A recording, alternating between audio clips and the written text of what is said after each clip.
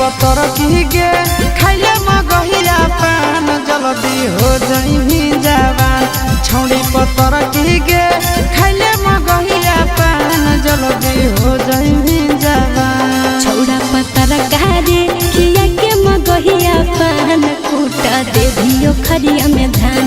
छौड़ा पतर गारे किया के मगहिया पान कूटा देवियो खरिया में धान।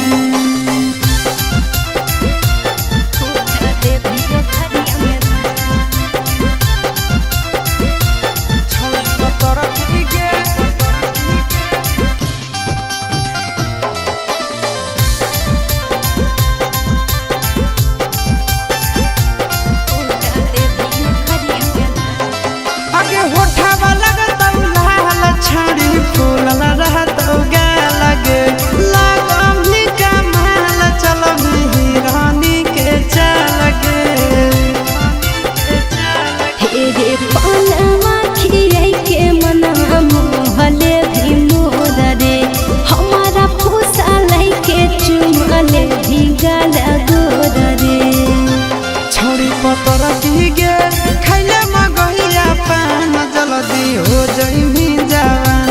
छौड़ा पतर गारे किया के मगहिया पान कूटा देवियो खरिया में धान।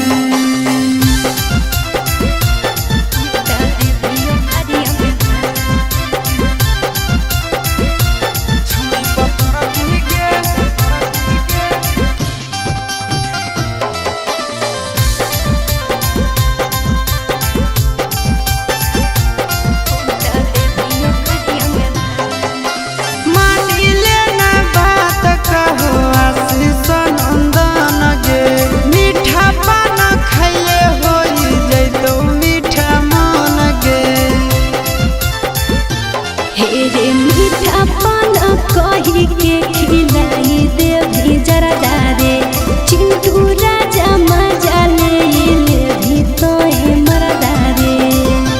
छौड़ी पतर की गे खाइले मगहिया पान जल्दी हो जाइमी जवान।